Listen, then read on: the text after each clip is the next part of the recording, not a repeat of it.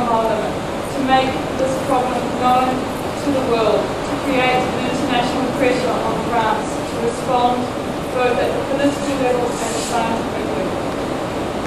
Donc si on n'est pas autorisé à prélever les échantillons, on ira jusqu'à la limite des 12 000 de manière à poser clairement le problème à l'opinion publique mondiale afin de une pression sur le gouvernement français. Ça représente 9% de la Hague. C'est exactement ce que disent les techniciens du CEA. Donc on a l'impression tout de même que le CEA a un petit peu soufflé dans l'oreille la conclusion qu'il devait mettre si, pour ne pas être considéré comme, disons, des mauvais Français et être un petit peu dans une situation délicate pour d'autres missions ou d'autres apparitions. Alors évidemment, ça n'engage que moi en disant ça, mais je crois vraiment qu'il y a eu des pressions. Il me semble tout de même que Cousteau a dit, c'est pour ça que de prouver qu'il y a une pollution immédiate n'est pas forcément non plus l'objectif, je pense, à poursuivre à tout prix, parce qu'il faut également s'axer sur de stockage à long terme de produits de fission et de transuranium. Bon, on peut assimiler d'une certaine manière, hein, ça c'est dans des conditions les plus optimistes, on peut assimiler les explosions à un stockage souterrain, et de toute évidence, un stockage souterrain dans une zone maritime, ça peut être qu'il y a très mauvais stockage. Si on compare avec les analyses scientifiques qui est actuellement en France, hein, dans le cadre de la loi sur les stockages souterrains, bon, finalement, le gouvernement a admis la complexité de la question. C'est-à-dire que la loi établit un délai de 15 ans pour essayer de voir la possibilité de faire un stockage fiable de déchets radioactifs de haute activité. Et il est évident qu'on a sélectionné, enfin on est en train de sélectionner et de négocier là aussi de subventions, on a sélectionné des sites qui sont certainement beaucoup plus fiables que Moruroa, sans parler même des fissures. Donc il est absolument impossible d'affirmer qu'il n'y aura pas de rejet dans l'environnement. On peut même dire l'inverse. On peut même dire que d'une certaine manière, les militaires, Cousteau et Greenpeace sont d'accord sur ce point qu'il y aura rejet dans l'environnement. La différence, c'est que les militaires disent « bon, ce sera dans 1000 ans ». Cousteau est beaucoup plus prudent. Il dit que ce sera peut-être à moyen terme, peut-être dans quelques dizaines d'années. Et nous, on dit « mais peut-être que c'est déjà maintenant ». Je suis d'accord avec vous. Pour moi, la question, je ne sais pas, il peut y avoir effectivement, on ne sait pas exactement ce qui se passe à Moruroa. Moi, je n'exclus pas le fait qu'il y ait aussi des déchets radioactifs amenés par l'armée qui nous empêchent, là encore, de faire une analyse précise des chiffres. On ne sait pas. Donc, peut-être qu'il y a d'autres explications au césium 134. On ne sait pas. L'armée n'a pas donné d'explication satisfaisante à ça. Mais même s'il n'y a pas actuellement de fuite vers l'environnement, mais peut-être qu'une seule explosion supplémentaire peut la créer, ou est-ce qu'elle va se créer simplement d'ici 3 ou 4 ans, et de toute façon la situation est préoccupante. You must also ask why the larger tests have been at Whanakaupu since 1988, because the Army has never responded to this question satisfactorily. Oui, on doit aussi poser la question de savoir pourquoi l'armée a toujours fait les essais les plus puissants à Fangatofa depuis 1988, et l'armée n'a jamais répondu clairement à cette question.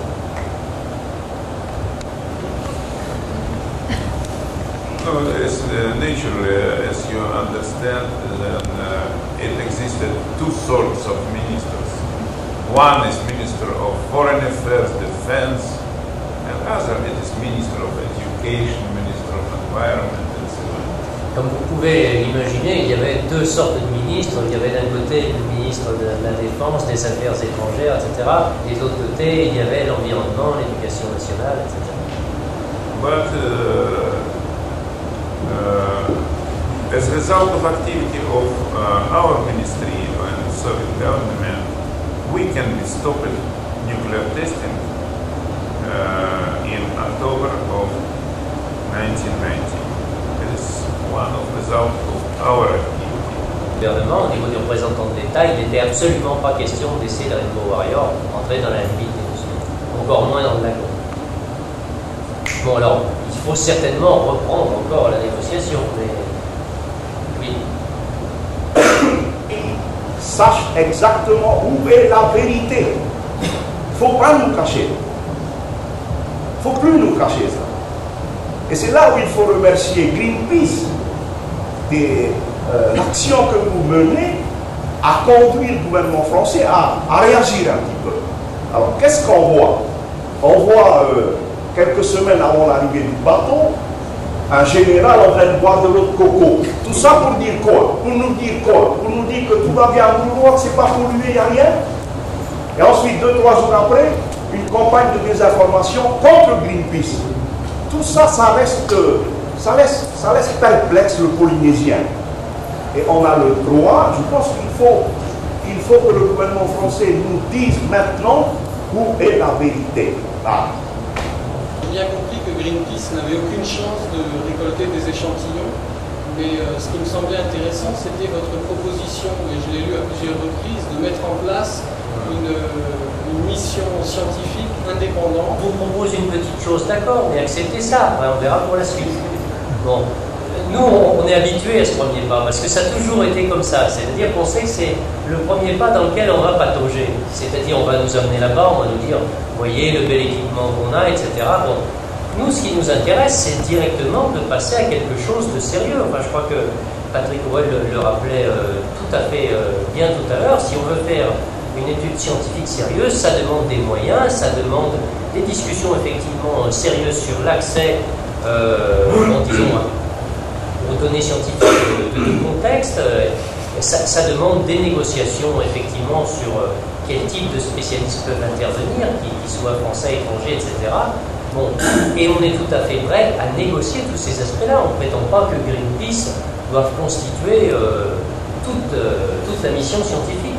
Mais pour le moment, on n'est pas dans cette phase-là. Le haut-commissaire n'est pas prêt à négocier. Simplement, il dit, vous donne quelque chose, vous devriez être content de profiter de cette occasion.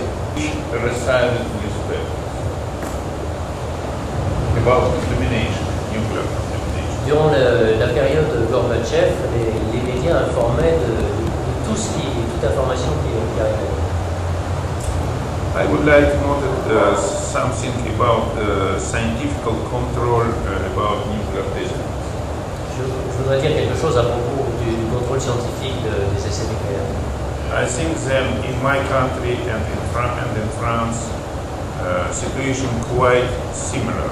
Je pense qu'en France et en Union soviétique, la situation est tout à fait similaire. Maybe in all world. Peut-être dans le monde entier.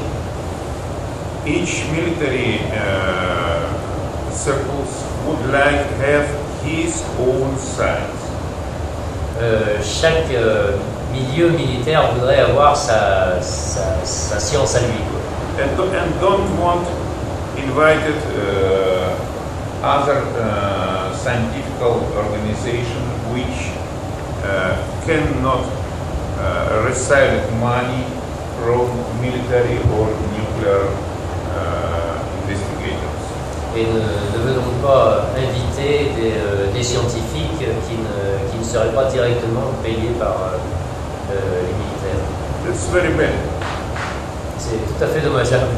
As you know, in all world it existed such tradition. If you are writing scientific publication, send it to scientific magazine, scientific journal, then this paper must be received 2-3 review from people who have not invited not only Greenpeace, not only Cousteau, not only Daziv, but all laboratory who study problems of radiobiology. If all is okay in Mururoa, why this territory is closed? If I cannot understand. S'il y a vraiment rien d'inquiétant en Nouvelle-Zambie, pourquoi est-ce que les militaires russes n'autorisent pas non seulement Greenpeace, mais Cousteau, mais aussi tous les gens qui travaillent sur la radiobiologie? I think that one part of social ecological movement, maybe together with Greenpeace, maybe together with environmental ministry of different countries, will be producing the list of most authorities, laboratories in the world, which have no connection with military or nuclear peoples. Je pense qu'une des tâches que devrait se fixer le mouvement écologiste international serait d'établir une liste de laboratoires réellement indépendants.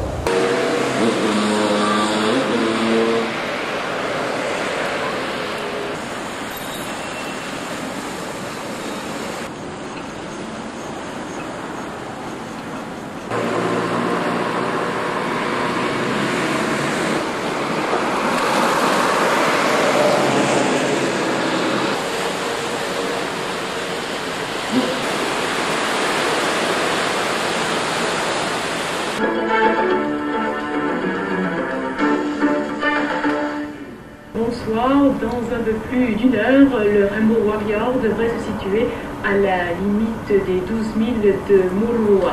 L'opération Nautil 92 est désormais entrée dans sa phase active. Les images sur les moyens mis en place viennent tout juste de nous parvenir. Nous vous les diffuserons au cours de ce journal. Un calme proche de l'attente. À quelques heures de l'arrivée du Rainbow Warrior 2, à proximité de la limite des eaux territoriales, arrivée estimée aux alentours de 20 heures, heure locale, l'état-major des forces armées est en état d'alerte. L'opération de surveillance baptisée Nautil 92-1 est au point. Le dispositif est le même que le dispositif mis en place fin 90, c'est-à-dire un certain nombre de bâtiments de la Marine nationale qui attendent, je le répète avec la plus grande amabilité et courtoisie, qui attend le Rainbow Warrior près de la limite des eaux territoriales, de manière à lui interdire la pénétration des eaux territoriales selon les directives du gouvernement, et puis un dispositif d'hommes de l'armée de terre, c'est-à-dire la Légion étrangère de Mururoa, pour surveiller l'ensemble des deux sites de Mururoa et de Fondatofa. Outre l'aviso escorteur La Vallée qui suit à distance respectable le navire amiral de l'organisation écologiste Greenpeace depuis son départ samedi matin de Papeete, deux patrouilleurs rapides P400, la Tapageuse et la Gracieuse, sont prêts à intervenir. À quai ce matin également, le remorqueur de haute mer, le Révi, un bâtiment habituellement utilisé pour les manœuvres portuaires et qui, en cas d'extrême nécessité, pourrait procéder à un remorquage du Rainbow Warrior. Un autre navire de ce type, le Rari, disponible lui aussi, effectuait ce matin des manœuvres d'essai à proximité des passes. Du côté de l'armée de l'air, les Super Pumas de l'ETOM font également partie du dispositif. Des appareils pourront éventuellement procéder à des télétreuillages. La Marine nationale, l'armée de terre et l'armée de l'air mobilisés donc pour assurer une mission de maintien de l'ordre public. Il s'agit d'empêcher au Rainbow Warrior 2 de pénétrer dans les eaux territoriales de Mururoa et en cela de faire respecter un arrêté du haut-commissaire. Les forces armées travaillent donc en liaison avec les représentants de la gendarmerie nationale. La mission de la gendarmerie nationale est double. D'une part, la gendarmerie représente l'autorité administrative, à savoir le haut-commissaire. Donc c'est elle qui va délivrer, en cas de commission d'une infraction à l'arrêté du 17 février 1987, les réquisitions particulières qui mettront en branle les forces armées. Et d'autre part, sous le contrôle du procureur de la République, elle est chargée de constater les infractions, d'en interpeller les auteurs et éventuellement de les déférer devant le procureur de la République. Sur place, à Mururoa, 15 officiers de police judiciaire venus de Hao et de Papeete, appartenant aux unités spécialisées de la gendarmerie des transports aériens et de la gendarmerie maritime. Un OPJ prendra place sur chaque bateau mobilisé. Tant au niveau des forces militaires que de la gendarmerie nationale, on se borne à souligner que l'opération Nautil 92-1 est une opération de surveillance non agressive. Par ailleurs, l'invitation formulée la semaine dernière par le haut-commissaire Michel Chaud à l'intention des représentants de Greenpeace de se rendre avec les moyens de l'armée sur les sites de Mururoa et de Fangataofa reste plus que jamais valable. L'invitation tient toujours. Il faut quand même signaler que depuis quelques années, nous avons diffusé énormément de résultats techniques sous responsabilité de scientifiques indépendants, c'est-à-dire étrangers, et par cette voie-là, la France fait preuve d'ouverture et de transparence vis-à-vis de la situation sur les sites nucléaires. Courtoisie et transparence, deux mots répétés ici haut et fort et à maintes reprises. Les portes des laboratoires des services mixtes de sécurité radiologique et de contrôle biologique chargés tout au long de l'année de détecter d'éventuels éléments radioactifs restent ouvertes. En somme, tant du côté des autorités françaises que du côté de Greenpeace, on persiste et on signe. Au large de Mururoa, rond dans l'eau pour le navire amiral Greenpeace, suivi de près par les navires de la Marine nationale. Puis en fin de matinée, la mise à l'eau d'embarcation de l'association écologiste Le Point, Christine Oberdorf et Guy Louis. 21h15, heure locale hier soir, le Rainbow Warrior 2 est localisé à environ 15 nautiques des côtes de Mururoa. Une position à l'extérieur ouest de la limite de la zone interdite que le navire amiral de l'organisation écologiste Greenpeace adoptera pour le reste de la nuit à venir, une nuit caractérisée par une formule RAS. 6h ce matin, le Rainbow Warrior a entamé à la voile et à faible vitesse une ronde dans l'eau dans une zone située à 17 nautiques à l'ouest de Mururoa et de Fangataofa. Il est entouré des bâtiments de la Marine nationale engagés dans le dispositif de surveillance Nautil 92-1. Embarqué à bord du TAP, commandé par l'enseigne de vaisseau Marc Lorjou, nous faisons route en direction de la zone des opérations. 10h, nous entrons en contact radio avec le Rainbow Warrior 2. Jean-Luc Thierry, représentant de Greenpeace France, résume le passage de son organisation sur l'atoll d'Ereretoué lundi matin. Un bilan positif selon lui, caractérisé par des échanges avec la population au sujet des essais nucléaires français et de leurs conséquences. Greenpeace a par ailleurs procédé comme prévu à des prélèvements de coraux et de sédiments en vue d'analyse ultérieure. À bord du Rainbow Warrior 2, l'ambiance ce matin était détendue mais active. Chacun se prépare, il y a tout de même une ambiance assez active aussi, parce qu'il y a toujours évidemment sur un bateau des tas de choses à mettre au point, à vérifier le fonctionnement de tous les appareils, de tous les moteurs, et donc tout le monde est prêt, disons, pour l'ordre final du capitaine. Nous ne sommes pas un commando de terroristes, nous avons annoncé que nous allons agir de manière non violente, mais non-violence ne veut pas dire résignation, ça ne veut pas dire accepter tout simplement les petites excursions proposées par le haut-commissaire. Nous avons l'intention de manifester notre opposition très fermement aux essais nucléaires de cette année, et nous le ferons savoir. À bord du Rainbow Warrior, le leader indépendantiste Oscar Temarou se déclare à son tour satisfait de son passage en compagnie des représentants de Greenpeace sur l'atoll d'Ereretoué. Il rappelle par ailleurs le soutien apporté par le Tavini Wiratira à l'action de l'organisation écologiste et s'insurge contre l'importance du dispositif de surveillance mis en place par les autorités françaises. C'est une honte, je l'ai crié très fort tout à l'heure là, quand j'ai vu l'escorteur passer à notre hauteur, parce que quand même, ici je suis chez moi, et je l'avais dit, foutez le camp, passez d'ici.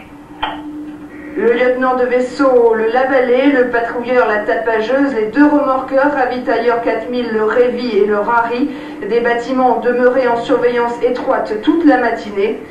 À 12h, heure locale, le Rainbow Warrior 2, toujours hors des limites des eaux territoriales, mettait à l'eau deux dinghies, immédiatement suivi des embarcations légères de l'armée.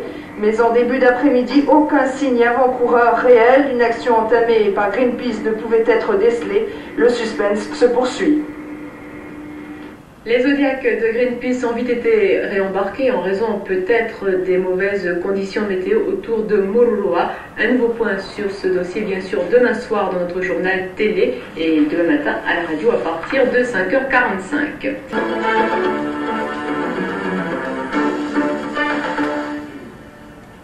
Pas question de camp de la paix sur Mururoa. Les militants de Greenpeace ont été interceptés ce matin. Mission accomplie pour Nautil 92. La rapidité avec laquelle les événements se sont déroulés à Mururoa. Moins de 36 heures après son arrivée au large de la limite des eaux territoriales, Greenpeace a tenté de rallier Mururoa et Fangataofa au moyen de Zodiac.